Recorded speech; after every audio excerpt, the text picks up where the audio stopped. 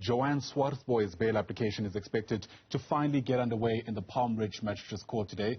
There's been a number of postponements in this case since Swartbooi was arrested last month. She's accused of killing her boyfriend and father of three.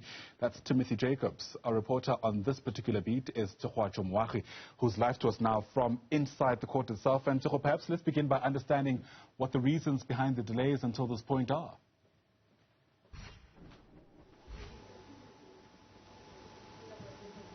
Well, good morning, Ayanda. So just some of the reasons behind the delays. Just last week, this matter was postponed to today because the attorney, Joanne Swartboi's attorney, was nowhere to be found. She was not in court at the time when the matter was called.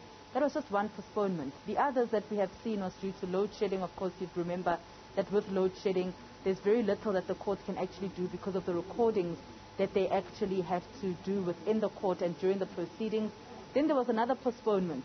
Initially, them trying to verify her addresses, and this because she says that she does not want to live in the area anymore, and her attorney saying that because of that particular day, it was very full in court, and her attorney saying that Joanne Swartbooi fears for her life should she be granted bail and have to then return back into the community, the Eden Park community, where she and Timothy Jacobs lived.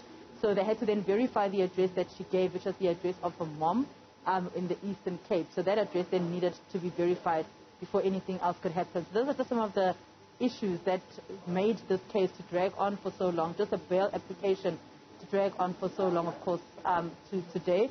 We are expecting that this will then get underway anytime from this morning. And in the interim, Tshegohaco, what have we been able to ascertain around what underpins these allegations against Joanne? Very serious allegations of killing her boyfriend, who also happens to be a father to her children.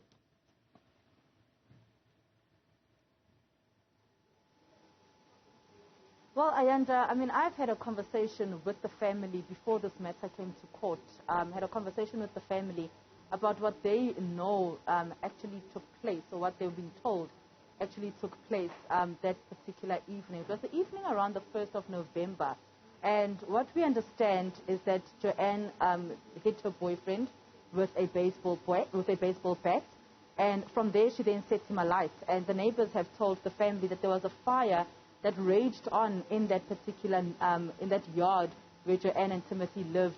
There was a fire that raged on for about 12 hours, from about 6 p.m. in that evening, leading over into the next morning, 6 a.m., 7 a.m., and it just raged on and on. We heard the family also tell us that there was a neighbor that said to them that Joanne consistently requested plastic bags, black bags, and they were not too sure what had actually transpired. But we then found out that she actually confessed to this particular murder and detailed to the police what she had done.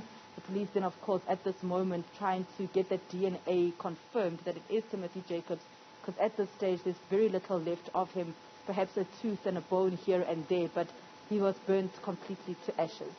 Oh, quite eye-raising details there. Tshegohaco Moagi, thanks very much indeed for breaking it down for us. Tshegohaco live to us there from inside the Palm Ridge Magistrate's Court. As soon as that begins, of course, catch it live right here on 405.